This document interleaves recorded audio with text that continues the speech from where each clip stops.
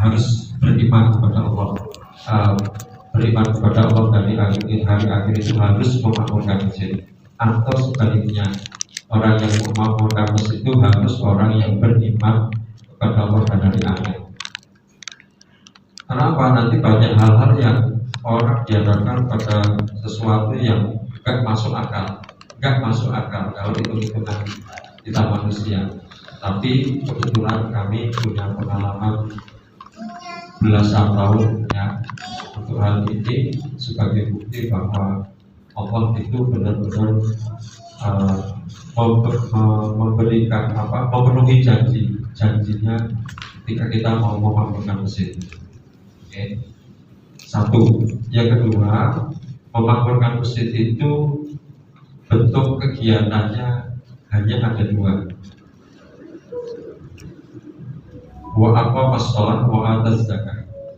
Menegakkan sholat dan menunaikan zakat. Jadi yang namanya memakmurkan sholat itu bukan hanya masjid untuk sholat tok, untuk sholat saja. Karena wa ataz zakat ya, itu juga merupakan salah satu bukti untuk kemakmuran masjid.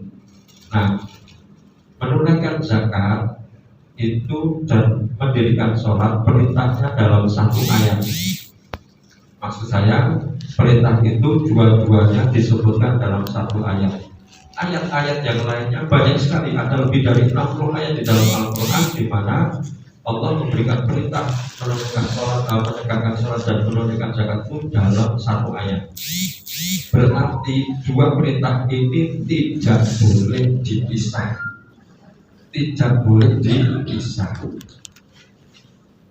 Bahwa memakmurkan masjid ini harus dua-duanya.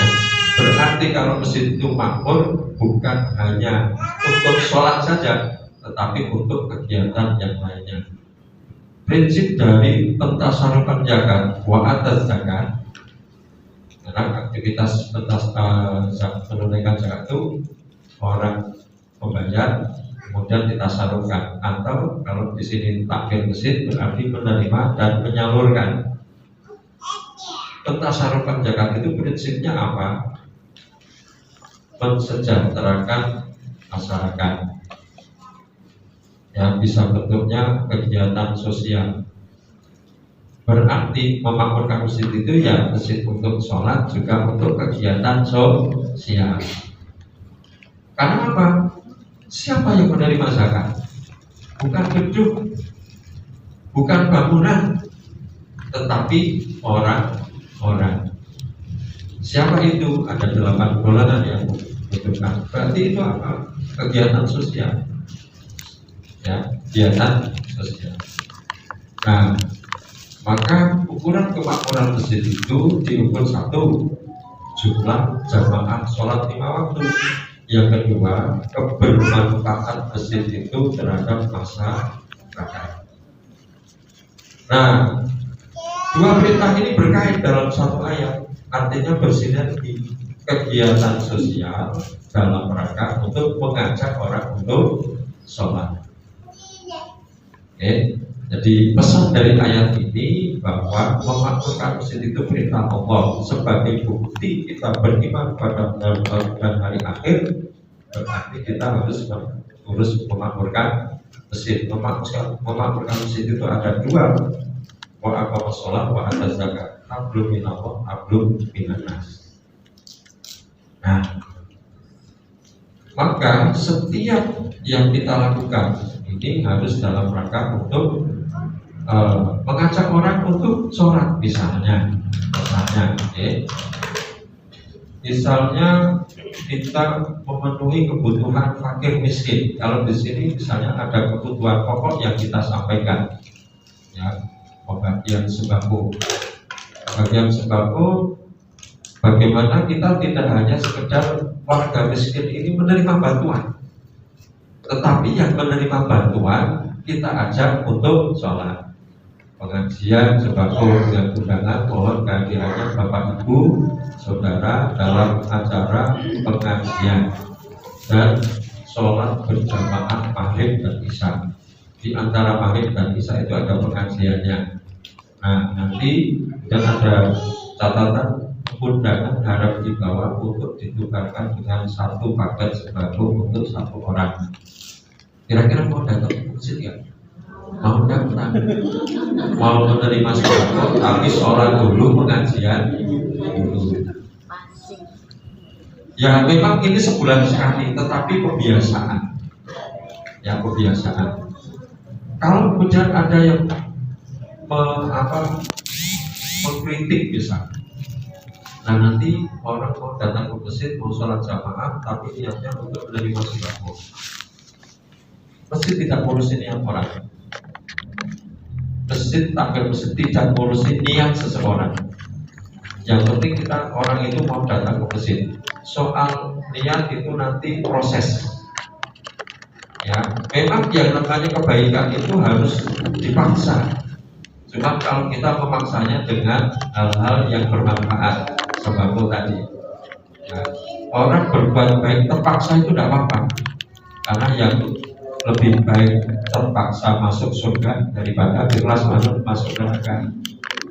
Kan gitu. Kan banyak orang ikhlas masuk neraka loh ya. Orang maksiat, prostitusi, mabuk, narkoba itu kan ikhlas saja senang dia. Ya. Terpaksa masuk surga tidak apa-apa. Awalnya terpaksa, tetapi dengan namanya kajian dan sebagainya, kita buktikan di luar hari di mana dia tidak menerima sembako, kira-kira juga sholat nggak?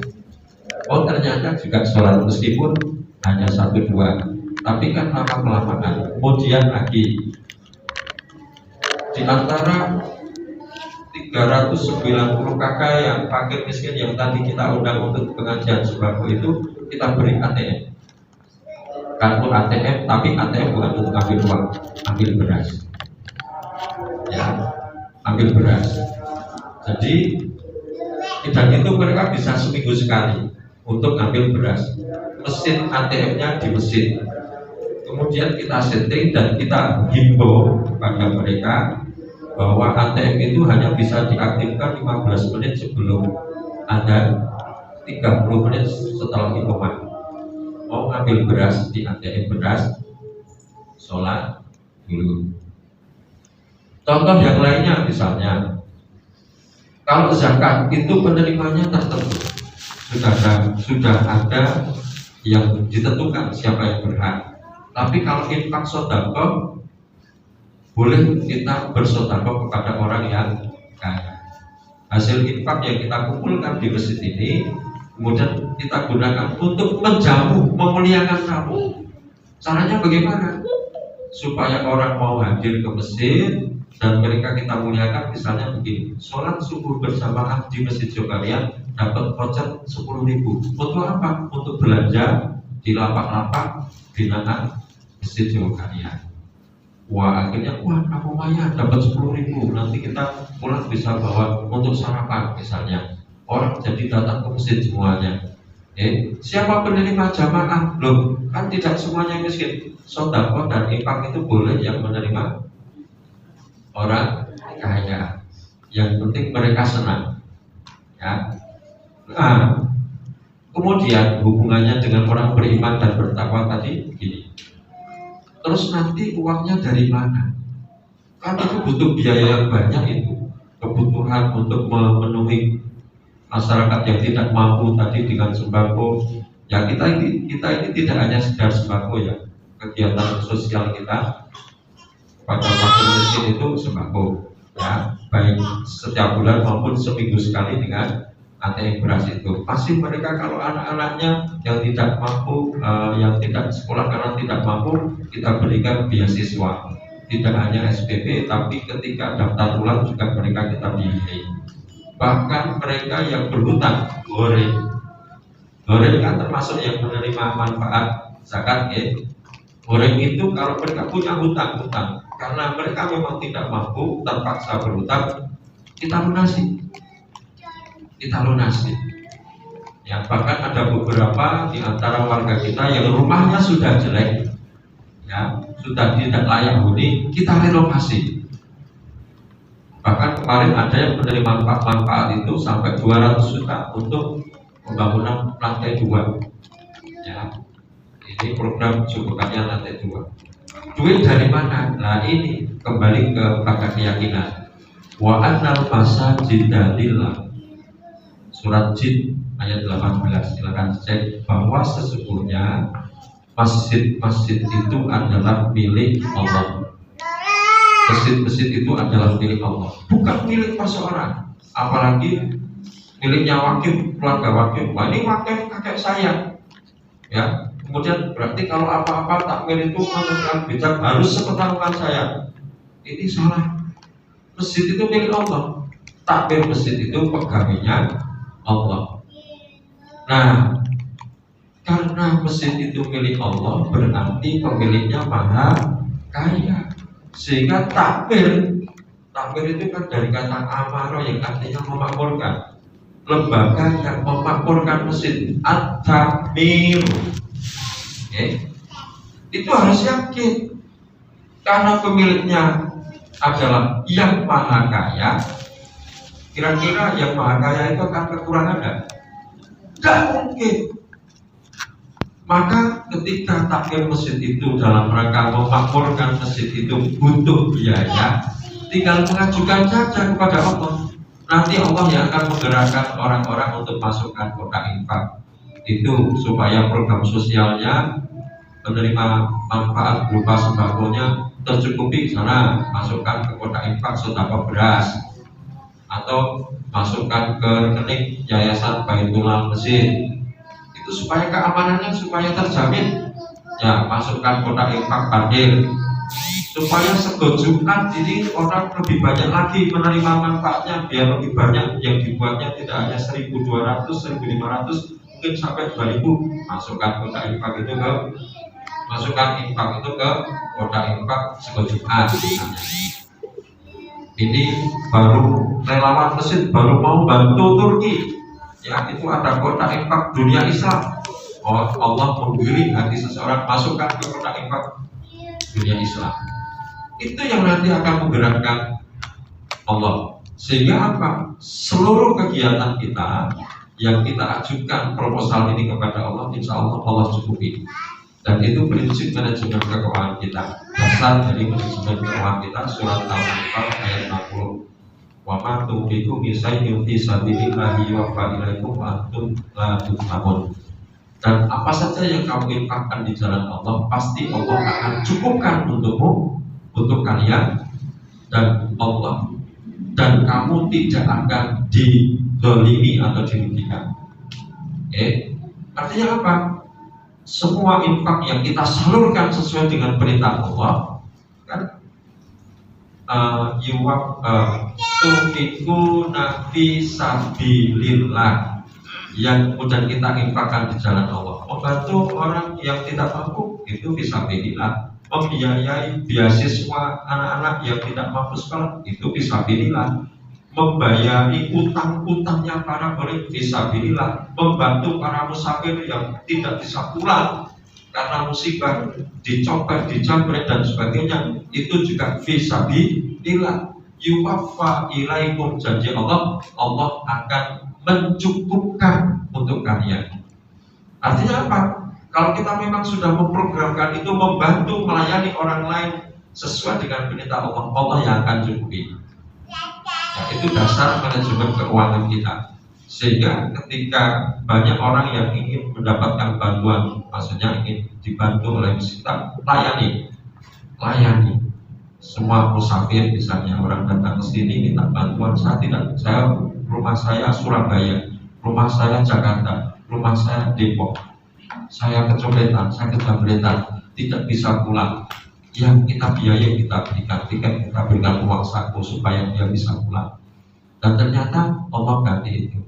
Dulu sebelum kita mempunyai program seperti ini, sebelum kita merubah pola pikir kita menjadi seperti ini, dulu ketika kita sebelum melayani banyak orang yang infak hanya untuk bangun masjid saja, karena berorientasi hanya untuk masjid itu hanya untuk orang sholat saja, infak kita tidak lebih dari 42 juta per tahun, 43.200.000 kira-kira seperti itu.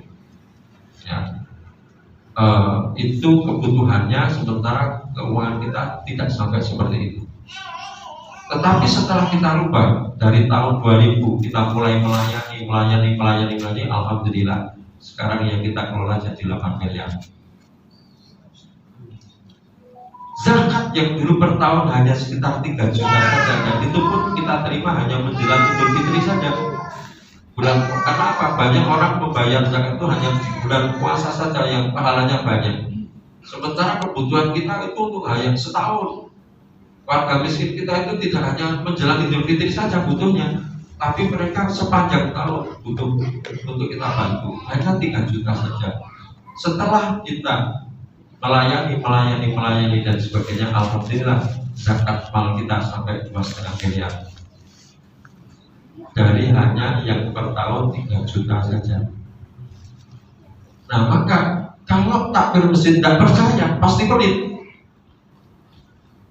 Wah, infak gak boleh untuk beli sembako, infak gak boleh untuk beli nasi, infak gak boleh untuk memberi beasiswa, infak gak boleh untuk memberikan uang saku musafir. Nanti akan seperti itu. Ya, maka ketika masjid itu dikelola oleh orang-orang yang bukan beriman kepada Allah dan hari akhir, pasti takbirnya pelit, takbirnya tidak mau membantu jamaah. Nah, dari sinilah alhamdulillah dari tahun ke tahun mereka yang tadinya lebih dari 1.000 orang itu tidak sholat sebelum tahun 2000, yang data dari tahun 99 kita sensus itu lebih dari 1.000 orang tidak sholat warga Jogokaryan yang muslim. Alhamdulillah dengan program-program sosial itu, dan kita dalam rangka mengajak mereka untuk sholat, kita ajari mereka satu persatu di rumahnya, di kelompoknya, di masjid dan sebagainya. Tahun 2009 yang lebih dari 1.000 itu tinggal 29 orang yang belum sholat. 2009 ya, selama kurang lebih 10 tahun atau 1 dekade atau 2 periode kepengurusan takbir, alhamdulillah kita sudah, nah sekarang sudah berkurang lagi, mungkin tidak lebih dari 10 orang yang belum sholat. Karena apa? Karena kita membantu mereka, ya, masjid membawa kebermanfaat bagi mereka, sehingga apa? Sehingga masyarakat yang dulu meskipun latar belakangnya PKI, alhamdulillah kita bisa hijrahkan mereka hidup sesuai dengan ajaran Islam. Ini pengantar saja. Kalau mungkin ada yang bertanya. Ada pertanyaan?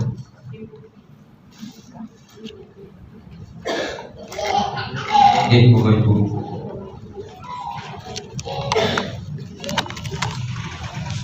Dari.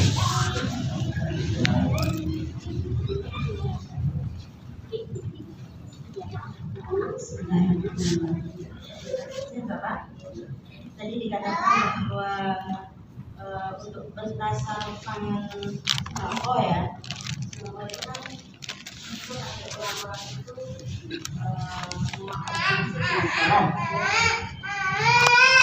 Nah ini seandainya itu ada orang yang sakit atau apa terus tidak datang ke masjid, apa ambil masjid atau pengelola masjid itu bisa mengantarkan sembako itu ke tinggalnya itu yang kedua misalnya apa aja pengawasan di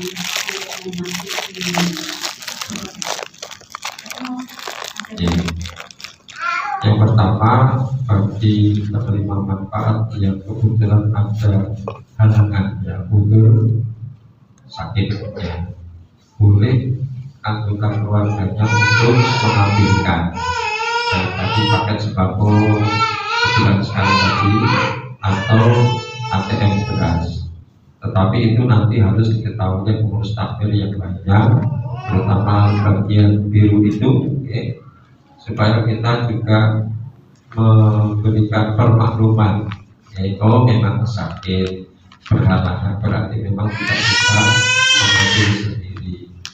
Nah, artinya juga mau sholat jamaah pun juga berhalangan, itu kita berikan permakluman. Yang kedua tentang audit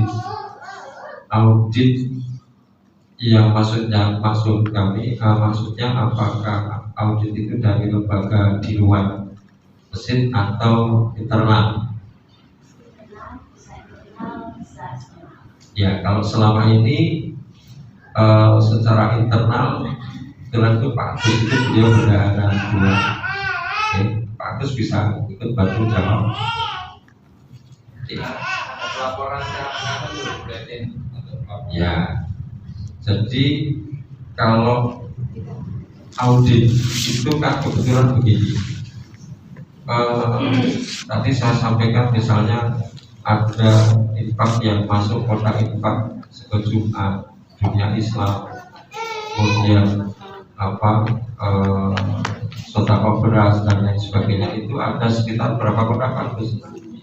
9 kotak, dan masing-masing kotak itu ada bendaharanya sendiri ditambah bendahara harian 3. Jadi ada 12 bendahara. Nah, masing-masing kotak infak yang dikelola oleh bendahara-bendahara biru itu wajib melaporkan perolehan maupun penggunaannya secara berkala, tergantung dari perolehan dan juga penggunaan. Misalnya kalau sego Jumat itu dibuka seminggu sekali kotak infaknya, nah nanti dia melaporkannya bisa sebulan sekali,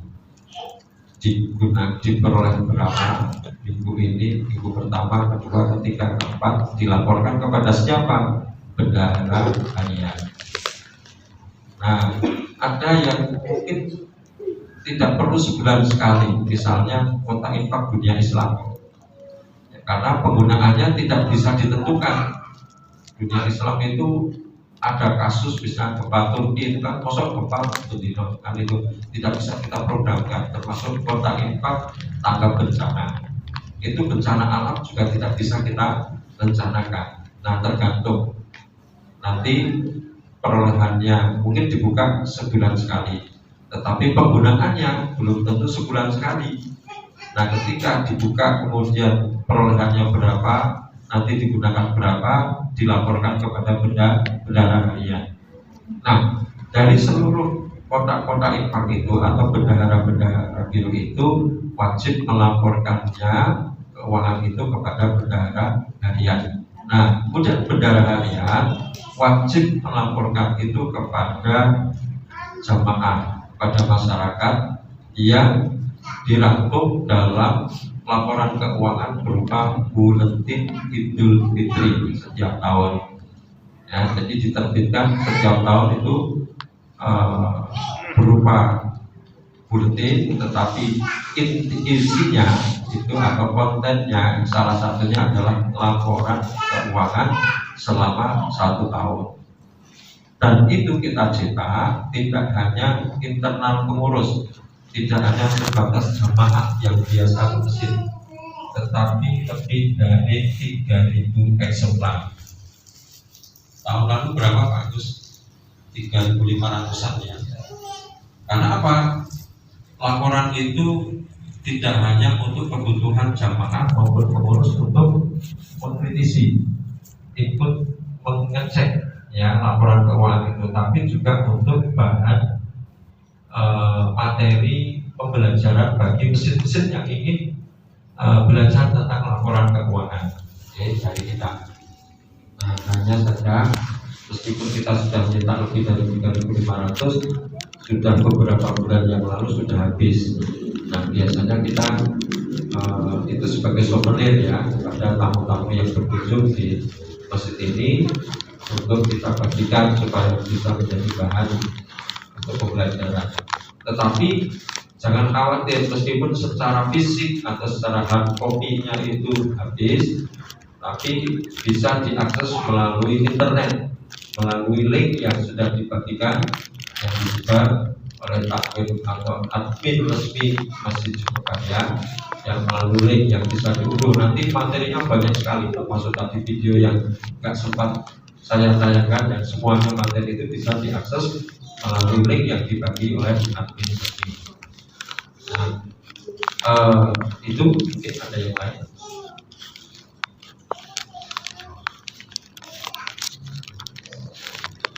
Cukup.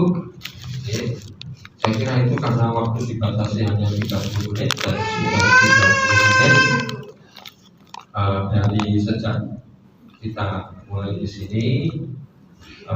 Mohon maaf kalau apa yang kami sampaikan mungkin masih banyak yang belum jelas karena memang waktu, karena materi seperti ini kalau ingin tuntas gitu ya, itu 5 session 2 hari. Ada 5 session, ada manajemen operasional, manajemen keuangan, remaja masjidan, ya, anak-anak, kemudian ada tentang kampung Ramadan sendiri, kemudian kegiatan Idul Adha itu ada juga materi tersendiri, ya, manajemen pemberdayaan ekonomi, manajemen pengelolaan masjid taklim, itu ada sesi-sesi tersendiri yang kalau kita kaji semuanya bisa 2 hari. Ini dipersingkat hanya 30 menit. Maka kalau tidak semuanya bisa tersampaikan, mohon maaf. Dari mana Bapak Ibu? Oh, termasuk. Bapak Ibu semuanya dari Bandung, atas nama Takmir Masjid Jogja mengucapkan terima kasih atas kunjungannya. Mohon maaf apabila kami dalam menerima banyak kekurangannya, yang termasuk saya di dalam menyampaikan materi. Mohon maaf, dan apabila Bapak Ibu semuanya ingin melanjutkan perjalanan, selamat melanjutkan perjalanan. Kalau mau mundur, kita hanya bisa mengucapkan mereka mundur ukirai dan sampai. Assalamualaikum warahmatullahi wabarakatuh.